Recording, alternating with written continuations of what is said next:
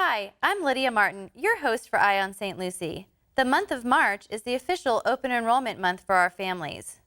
Students who are new to the county, incoming kindergartners, 6th graders if you're not in a K-8 school, out-of-zone students, and students that move into a new school zone must complete an application between March 1st and March 31st.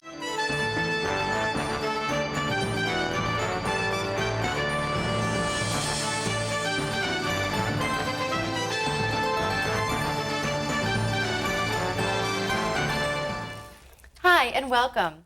Eye on St. Lucie provides opportunities for insights into programs and policies here in the district. And it's my pleasure to be able to welcome our guest, Michelle Jerger, with us today. Michelle, I'd like to begin by asking you to share a little bit about yourself and your role here in the district.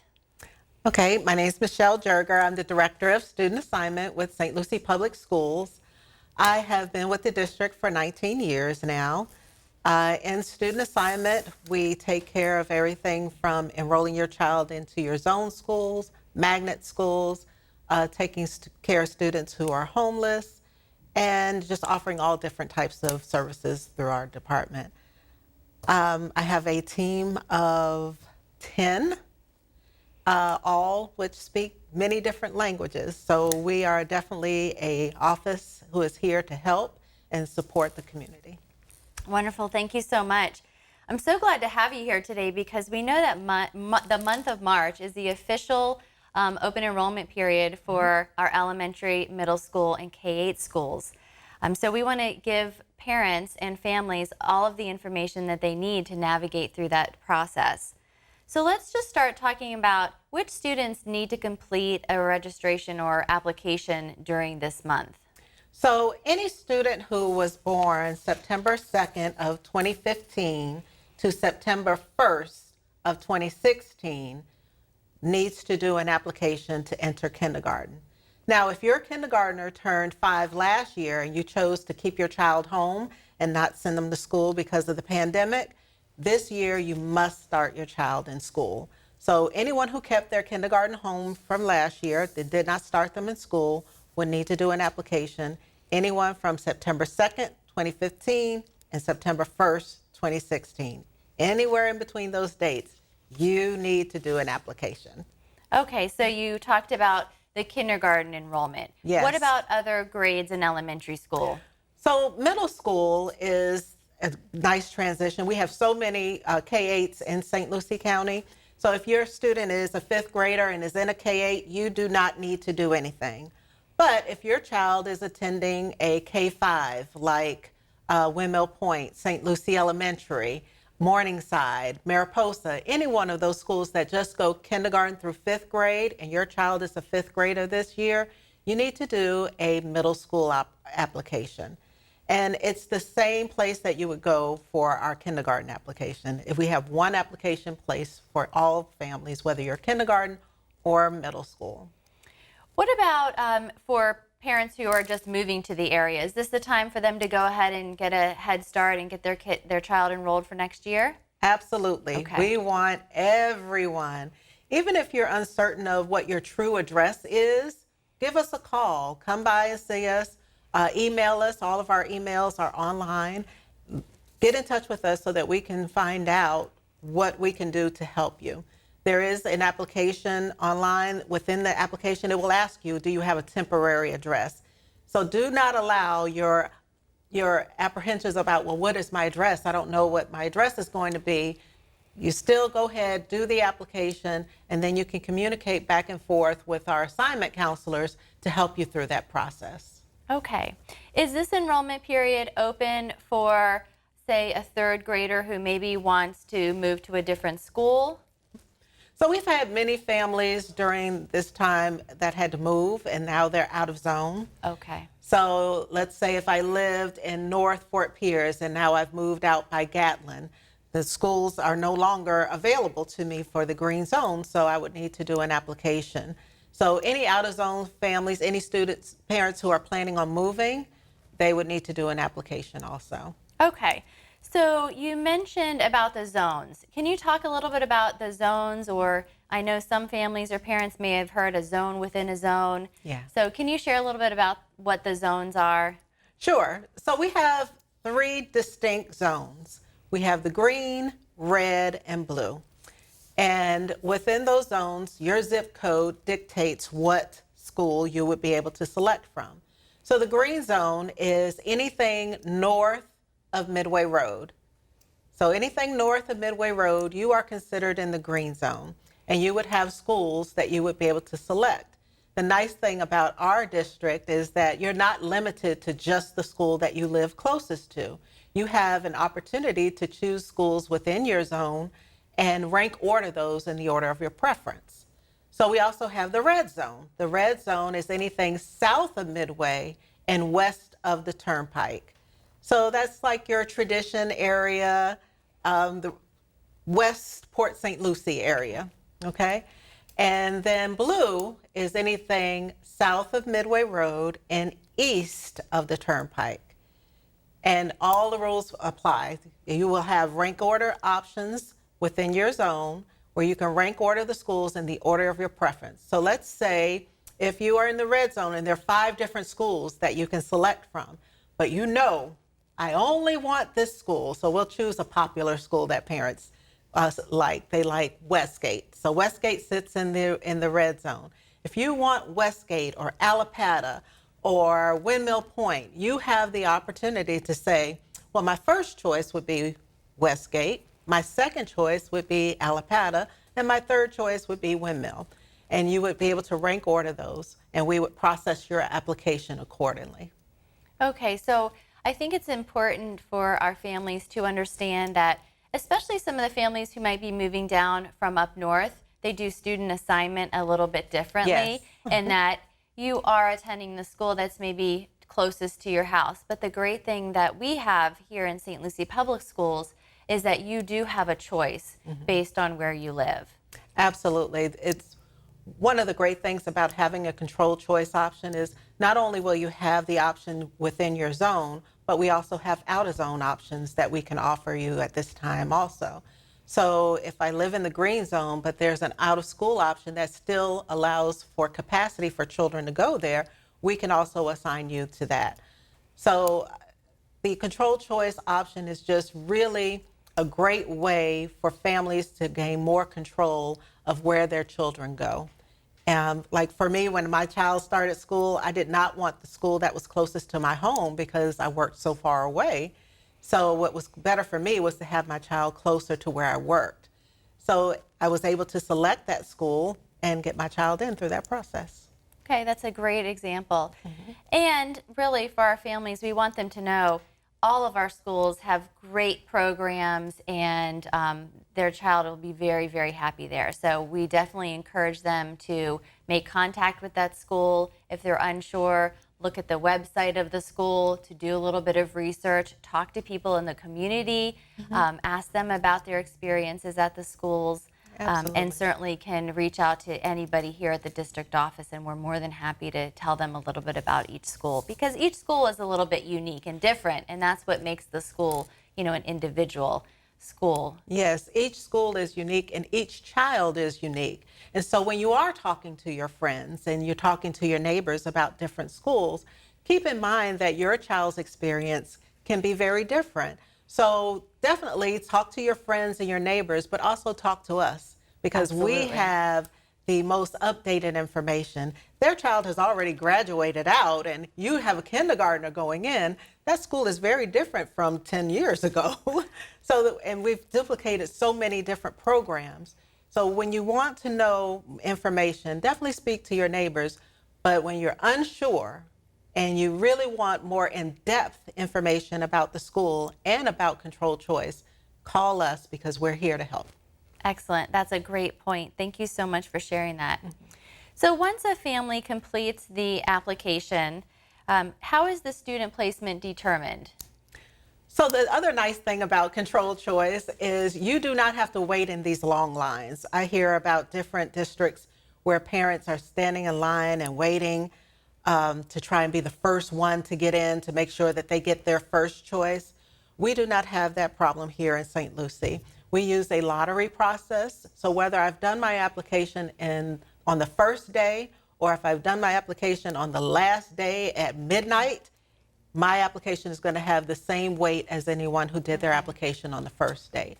So we process the applications in a batch, and there are some priorities that go with that process. So children who already have a brother or sister at the school, that part of the lottery will be processed first because we want to keep families together. Secondly, we'll look at whether you live within 2 miles of a school.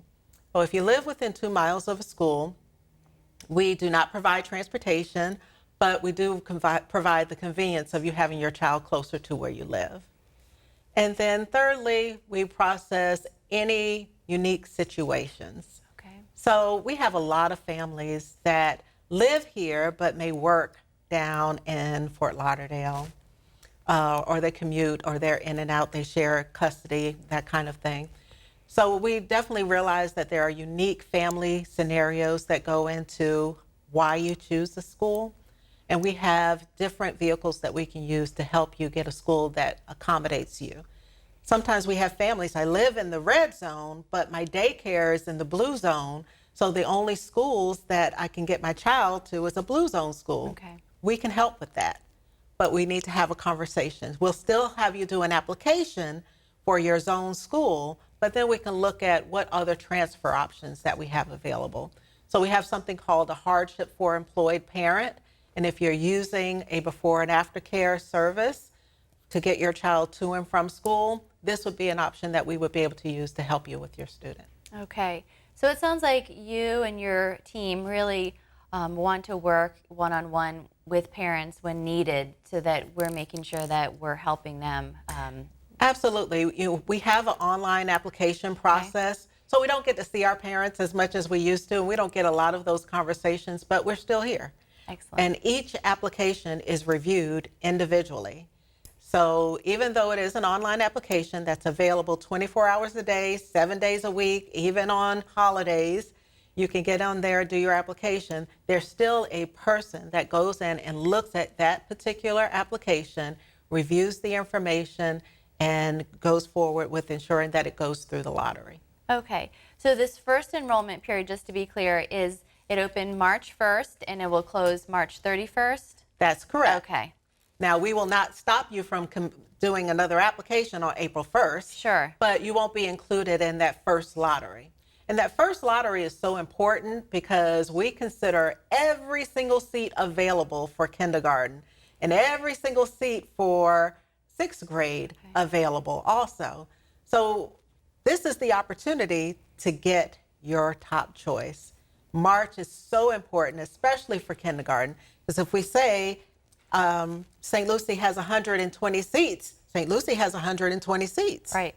Now, after the 31st and we run the lottery, I might only have 20 seats left. So the options start going, your options become less. Right. As we fill more of the seats. So this really is, we really want parents and families to go ahead and complete the application during this month, so that they have the best opportunity to get to their school of choice. Absolutely. Okay. Now, I will tell you, for middle school families, in the event that you do not complete an application in March, we will automatically assign your child to a school. Okay. And we will assign your child to a school based off of your zip code and the school that fits into that zip code, meaning your zone. So you have the opportunity to say, well, you know, I really like Southern Oaks, but I really want Southport. I want Southport. You can do your application. Let us know that that's what you want. Then your application will be processed. We'll look at the first choice. And if the seat is available, you'll be slotted into that seat. And but if not, then you're going to get whatever random assignment that you get within the lottery. Okay. So every 6th grader after March 31st, whether an application has been completed or not for enrolled students, they will have a school assignment. Okay. All right. So what documents does a parent need to actually enroll their child or complete the application? So when you go online to our website, you select register for school, and that online application will walk you through step by step. And the first thing it will do is it will tell you what you need to have to upload your document. There's absolutely no reason why you would need to come to student assignment unless you choose to. We do have computers at our site that you can use to be able to upload your documents. But documents for a kindergartner would be the birth certificate and then 2 proofs of address. And we're looking for household bills, like a phone bill, an electric bill, cable bill. We're looking for those things as far as enrolling. You can use your driver's license, but that would be just one of the items. But we do ask for 2 proofs of address. Okay. Within the application, you have the capability of uploading the document. Now, if you don't have a scanner or printer to be able to do that, that's okay, because our application also allows you to do the application by your telephone. So if you have a smartphone and you want to upload your documents, you just take a picture of that document and you select that picture and it will upload into our application. So our entire experience can be from the comfort of your home of getting your child registered for kindergarten. Okay, excellent. Now, if somebody doesn't have a smartphone or doesn't have a computer, then they can come into your office and complete the registration? Yes. Okay. Yes. So I have full staff on board to assist. When a parent walks through the door, they're going to be met by Fritz. And Fritz speaks Creole, French, Spanish, and English. Wow. So when you walk through that door, he will have you sign in. And if you need assistance on the computer, he will get you signed on to the computer and get everything going so that you can complete your application. We are limiting the amount of people in the office at a certain time. So the maximum amount of people that we will have in our office is about 10. We may have a little bit more if they're small children or a child in a stroller. Okay. But we try to keep it low because we do have a small waiting area, and we have 4 computers. And we've even had parents who say, well, I'll just do it on my phone. Just show me what I need to do. We'll walk you through that also. Okay. So we do want our families to know that if they are coming here, since we are still operating under a pandemic, they will have their temperature taken. Yes. When they enter the district office, they will be required to wear a mask. They'll be asked some screening questions about if they've been exposed to COVID recently, if they have any said symptoms. Mm-hmm. So all of those things that we are operating our schools with right now. Absolutely. And so I appreciate that your staff is still there to help parents if they, need some additional support in that process. Absolutely. And we understand that, we are working parents also. So we understand you might not actually be able to get in at the time that we are open, because we're open from 8 to 4, Monday through Friday. But if you let us know, somebody will hang around just to be there just for you. Okay. Wow. So that's wonderful. We make those appointments, and say you can't get in there until about 5 o'clock. There's usually someone there around 5 anyway, trying to finish up their work and, just make sure that they're ready for the next day. And we'll make arrangements to make that happen for you. Wonderful. Now, you mentioned about proof of address, but when we opened up, you had talked about maybe students and families who are currently displaced or in between addresses. Mm-hmm. Should that prevent them from going ahead and completing the application? No, it shouldn't. Okay. But before you actually complete the application, give us a call. Okay. Call us at student assignment. Let us know. Each assigning counselor is assigned a letter. So let's say Barbara Baez, for example. Barbara Baez is bilingual. She speaks English and Spanish. And she will handle every application that comes through with the parents whose last name begins with an A through J. Okay. And you can email Barbara directly. We have Virginia Milford. She speaks French, Creole, and Spanish. We have Rafaela Coppola. She speaks Spanish, Italian, and Portuguese. Everyone in there is bilingual except for me. So there's no reason for you not to come in or at least give us a call. We do want you to complete the application, but before you complete that application, let us know I don't know what to do. I don't have proof of address, or I need help with finding a birth certificate. Okay. We have the resources and the contacts to be able to help you move forward. But we want to know if your application is coming in and it's going to come in incomplete, because not having proof of address and not having a birth certificate will be considered an incomplete application. But let us know up front. That way we know what to look for and we know how to help you and put you in touch with the appropriate people. Okay, that's excellent information.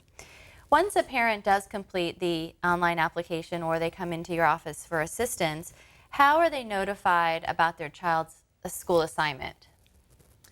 So there are several ways in which we plan on notifying families this year. So we will do a all call where we use the phone system to notify parents of all of the school assignments. So you'll get a call, and if you have multiple children that you are registering, maybe you're having to change zones and you have a kindergartner coming in, a third grader, and a fifth grader, you'll get a call for each student. Okay. Okay?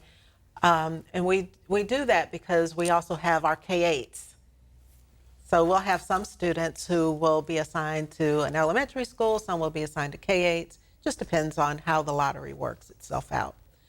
But we will use our all-call system, and we will also be using an email process. Okay. The email process typically takes a little bit longer with the company that we're working with, but you'll definitely get that phone call. Okay, so if a parent completes the application during the month of March, when should they anticipate receiving a phone call or email from the student assignment office? Yes, so that's a very good question. As I mentioned earlier, every single application that comes in online is reviewed individually. And it's amazing how that last day, everyone gets in there and gets their application done. So my staff will need to review, and it takes them about a week, maybe a week and a half or two, to review all the remaining applications to make sure everything is up to date and giving parents a chance to get the information in so that they can be part of that first round. So it'll take us about 2 weeks just to finish reviewing the applications, and then we will update the numbers in the system as far as available seats, and then we will run the lottery. So you would not hear anything until the end of April. Okay. Maybe the first week in May, just depending on what we really have going on as far as applications. We're hoping that we're so overloaded with kindergarten and middle school applications that it will take us to the end of April to get it done. So, but we want to take our time and make sure we review it and ensure that we've given you the best option available from your choices. Right, so it sounds, because you guys are looking at those individually, it would take a little bit longer than just putting it into a computer system that randomly selects students. It has that personalized touch. Yes. So that you're meeting the needs of all of our families. Absolutely. We realize it is not just an application, that's a child on that application. And each child deserves the opportunity to have the best, which all of our schools are, but based off of what that parent needs and what that parent wants, we want to ensure that we're doing what we can. Okay, so let's play this through. A parent gets notification the beginning of May. They now know which school their child or children are assigned to. What do they do if they are not pleased with that assignment? So if you are not pleased with your assignment, let's say you've gotten your third choice, but you really wanted that first choice. There's no other school you ever wanted. If you've gotten your third choice or lower, then you are automatically placed on the wait list for your first choice school only. And our wait list is prioritized just like our lottery is. So children who have a brother or sister already at the school, they go at the top of the list. Okay. Children who live less than 2 miles to the school go next. And then everyone else is placed on the wait list based off of the way they were processed in the lottery, in the order of their processing. So you will automatically be placed on the wait list if you get your third choice or lower. But let's say you've gotten your second choice and you really want your first choice. Your next step would be to come to student assignment and let us place you on the wait list. The wait list is the way that we manage the movement of students from school to school. It allows us to look and see when shifts happen, and when a shift happens, we move a student into that seat. And then it's done fairly because now we have the priority groups and we're able to move the students based off of what the parent wants. So if a parent has received their third choice or fourth choice, for example, they don't need to do anything. No. They just need to be patient and know that throughout the month of May and the summer, there's a lot of movement and shifts. People Yes. move, seats open up. Maybe another parent who got a particular school now would like another school because of their circumstances. So there is a lot of movement and shifting that's happening throughout the summer. There's a lot of movement that's happening, but like you said, it's during the summer. Yes. And it's not every day. So if you call me on week 1, is there a seat? Why didn't I get my choice? And we have that discussion. And then you call me the next week, is a seat open? Remember, a seat is only open if a child is not in that seat. So the way that seats become open, we're doing the same thing that the parents doing. We're waiting. And we're waiting and we're watching the numbers and we're trying to see where the shift actually happens so that we can help you get moved. Now, we do have some very unique situations where we have to overlook that. Let's say a student has a severe medical condition. Student may be on dialysis or receiving chemo or really some very heavy-duty medical situations going on. We have a specialized assignment process that we use to help those families. I mentioned earlier about a hardship. The hardship is just that. Is it a hardship? Not is it a choice ship? Yes. Okay, is it a true hardship? If you have a hardship, we have an opportunity to help you away from looking at just the wait list. So we're balancing not just wait lists, we're balancing those special conditions that need to be considered, and we're also balancing the lottery. So within there, we have the opportunity to help families that genuinely need it because of their unique situations, but also parents who just, I need this school because I feel this is the best school for my child. Okay. And that would be the wait list. Okay, so it sounds like, Ms. Jerger, that during the summer when some staff have a little bit more downtime, your staff is just in high gear. Yes, summer is a very busy time for us. And that's why we really would like for you to get in before the summer. Yes, absolutely. Yeah. Is there anything else you think our audience or families need to know about this open enrollment period or the application itself? Well, what I will say is if by chance you miss the March 31st date, you don't have to feel like you've missed out on an opportunity. You still have an opportunity to do the application. What I don't want my families to do is to wait till July and August to do those kindergarten applications. It's so important that you do it now because we have more flexibility to be able to help families. So the biggest thing I would want you to know is no matter the day or the time, go online. It's open 24 hours a day. Do the application. Whether it's the 31st, April 1st, just get it in before April. Because then it also gives the schools the opportunity to say, oh, these are my babies coming to my school. Let me see what teacher I'm going to give them. And they're going to start looking at that. And wouldn't it be nice to know who your teacher is going to be before August? Excellent. And you could do that by doing your application early. Well, thank you so much for joining us. I know there was a lot of information. Yeah. But we do appreciate you and your team really for putting that personalized touch on this process. And I know it means a whole lot to the families. So thank you. No, thank you. I'm Lydia Martin, and this is WLX TV. On behalf of the station's team, I'd like to thank you for joining us today. That's all for the show, but we invite you to follow us, like us, and watch us on all of our social media outlets. As always, keep your eye on St. Lucie.